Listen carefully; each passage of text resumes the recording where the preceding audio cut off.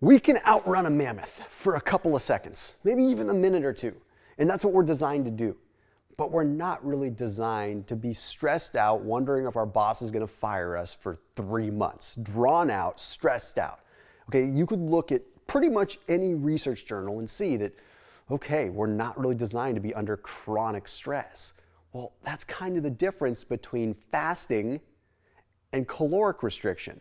Look, at caloric restriction is great. It's good to reduce your calories. It's good to stress your body in ways like that. But chronic caloric restriction is a chronic, drawn-out stressor, whereas fasting is an acute, controlled, responsible stressor that is a stronger signal to the body, much like an interval training. So you should look at your diet as interval training, sprints of caloric restriction, followed by surpluses of feasting. Anyhow, let's dive in.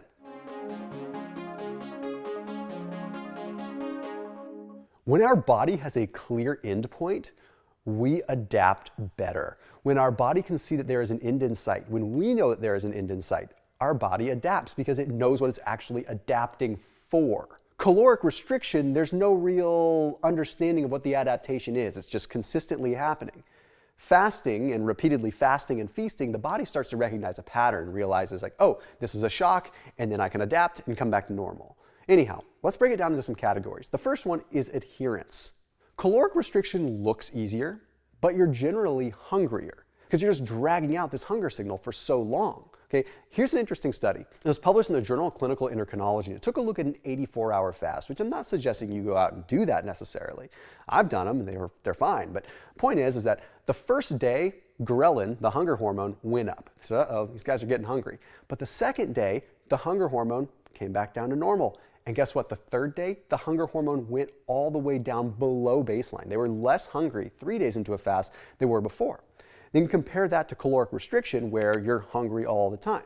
Well, a lot of this has to do with, again, kind of signaling on the brain and kind of how the body adapts, but also ketone formation. When you're fasting, you have ketones that are forming, which are a survival mechanism to keep you from getting hungry, but also to just provide your body with a fuel source, an alternative fuel source that's more energy dense. Anyhow, so from an adherence standpoint, it just makes sense. It also takes a lot less executive power to fast. You're making one clear decision at one time. I'm fasting and I'm not going to eat.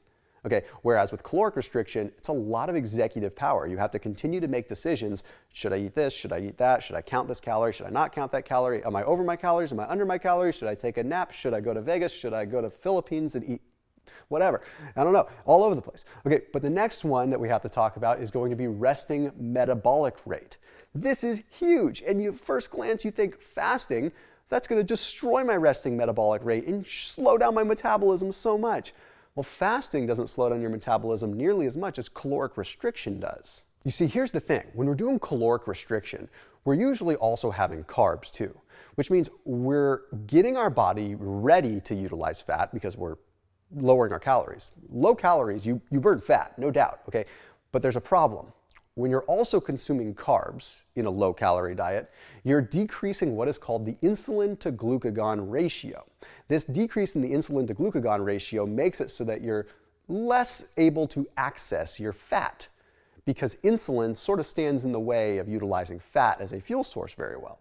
So what happens is your calories are low, your body says, I want to burn fat, I'm ready to go, but then you had some carbs, your insulin levels go up, and you suddenly get this fuzzy barrier between you and accessing your fat. It's like your body wants to, and it needs to, it really needs to because you're in a deficit and it needs to access that fat, but somehow this insulin level is like, it's throwing things off because the insulin shouldn't be up. In every sense of starvation, we shouldn't be having insulin levels high while we're also trying to burn fat. It just doesn't make sense. So the body kind of fatigues, feels tired, and the only way that it can deal with this process is to say, let's just slow everything down. That way we can deal with this because now it's nice and slow and we can actually burn the carbohydrates that this person is consuming. So slows everything down. That's a problem. The International Journal of Obesity had published that you can have an 8 to 10% decrease in your entire resting metabolic rate after just 3 months of only a 25% caloric deficit. And this reduction in your resting metabolic rate, guess what? It sticks around even after you start eating again, causing rapid weight regain. Now, the opposite happens with fasting, believe it or not. when you fast responsibly. If you fast every day or a ton of times per week, you're going to slow down your resting metabolic rate because you basically have, in essence, gone into a caloric deficit for too long. But the American Journal of Clinical Nutrition have published that when you go into a longer multi-day fast, your resting metabolic rate increases for the first 3 days. I'm not saying you need to fast that long, but the point is, when it's a shock to your system and your body's not used to it, it triggers a shock. And it bumps up your resting metabolic rate. It's like, whoa, what are you doing? What are you doing? What are you doing? Freaking out. And then jacks everything up. The difference is the fasting is an acute stressor that is a shock to the system. Caloric restriction is a chronic stressor that is breaking us down. It is your boss asking for those TPS reports constantly, okay? It is the office space of your metabolism. Next up, we're going to talk muscle mass, because muscle mass is a big driver of your metabolism, male or female. By the way, you might be wondering how to eat when you're doing intermittent fasting and what you should really pay attention to. Just for the record, I put a link down below to Thrive Market. Thrive Market's an online membership-based grocery store. So if you're doing low carb or if you're doing keto or anything like that, I highly recommend you check them out because they're an online grocery store. So you can go and you can pick out the kinds of foods that you want and get delivered to your doorstep. And it makes it super easy. So you can log on, you can sort by whatever diet you're doing, and then it just comes to your doorstep. I've been using them for years, and they've been a big supporter of this channel for years.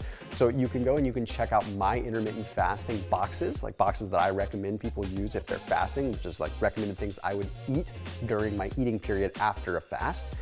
I highly recommend that you check it out if you're new or if you're just getting a little bit bored of your normal things. So I put a link down below. You can get special access and also get a special gift when you sign up via that link. So check it out down below in the description after this video. So surrounding muscle mass, there are some papers published back in the 60s that demonstrated that most of the metabolic decrease that we saw as a result of caloric restriction actually came from muscle wasting, muscle being lost. This is a big problem because the muscle is like our biggest driver of our metabolism. So, well, when we're in caloric restriction, we run into a problem. So when you're doing caloric restriction along with carbs, here's what happens. Your body is in this calorically deprived state, okay, where it's not getting quite enough glucose that it normally needs to function the brain. The brain requires glucose. So the brain needs glucose no matter what. So when we're in a calorically deprived state and we're just having a normal amount of carbohydrates, the body is saying, okay, well, we have just enough carbohydrates to get barely just normal function, but we need more. So what does it do? It creates new carbohydrates, but it creates them from our muscle tissue. It breaks down amino acids and uses those to go through what's called de novo gluconeogenesis, where it creates new carbohydrates. This is okay, except for the fact that when you do not have ketones buffering it, it runs you into a big problem. Basically, it breaks down muscle. So caloric restriction with just enough carbs to get you by is a problem. Now, the opposite happens with intermittent fasting, because once again, it's a shock to the system. So the Journal of Translational Medicine had published a study that showed that 8 weeks of 16/8 intermittent fasting had a powerful result on fat loss. It's kind of a no-brainer, but it preserved muscle mass. Well, the preservation of muscle mass came because when you are fasting in acute short bouts like that, you have a big surge in human growth hormone, which preserves the muscle during the fast. But you also have a higher level of ketones, which are very leucine sparing. So if your body does start to break down amino acids, it's not breaking down the most important one, leucine, which has to do with muscle anabolism and keeping your muscle on in the first place. Then we have energy levels. Okay, with caloric restriction, you are just consistently putting yourself in a gray area. Okay, you are at this point where you don't have enough calories coming in to really constitute like a whole lot of energy from food. So your body has to tap into the fat, but it can't because insulin levels are too high. And then with fasting, you have, again, ketone formation, which changes how the body utilizes energy.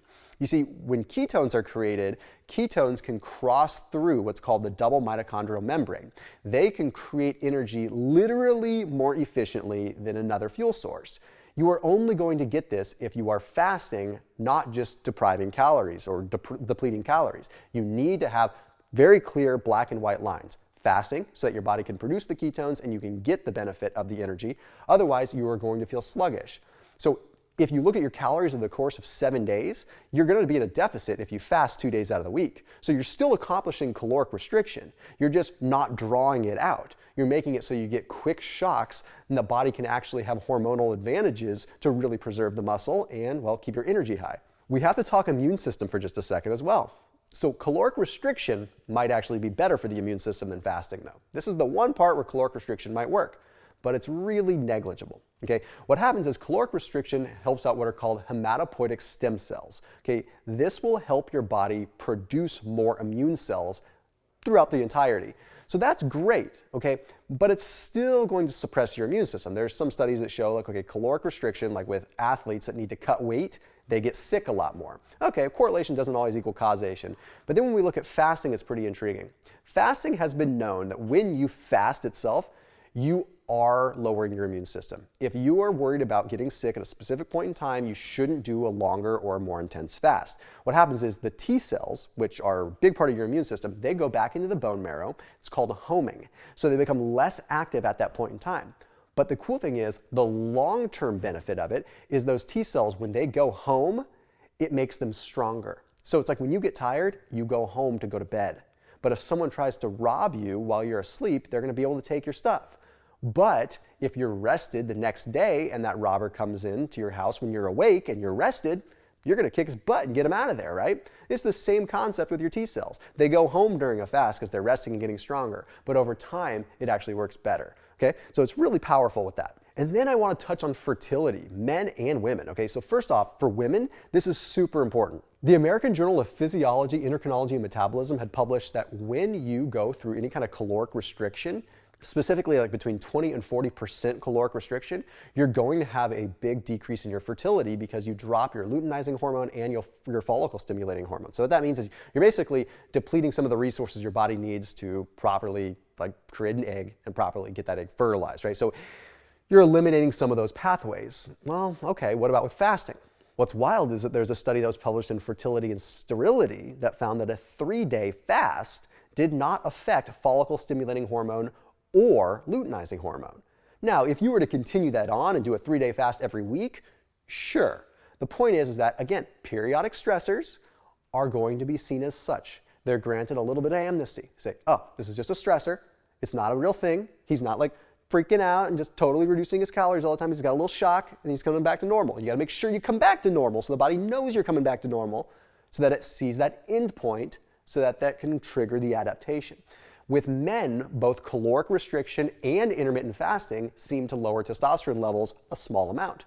Does that mean as a male you shouldn't intermittent fast? No, we just saw that you retain muscle mass, you drop fat. The testosterone levels are generally a result of less lipids at that point in time. Now, it also begs the question, does testosterone really matter for muscle? It does, but you also have to factor in insulin and all these other things like mTOR and all these other processes that allow us to build muscle at a global and local level outside of just testosterone. So yes, you might have a small decrease, but over the long term, if you're losing weight and you have less fat, that's less testosterone getting what is called aromatized and turned into estrogen. So big picture, intermittent fasting for losing some body fat is going to potentially help you build more muscle in the long run, at least in my opinion. It did for me when I lost 100 pounds and then put on a bunch of muscle. As always, keep it locked in here on my channel. Thank you for watching and I'll see you tomorrow.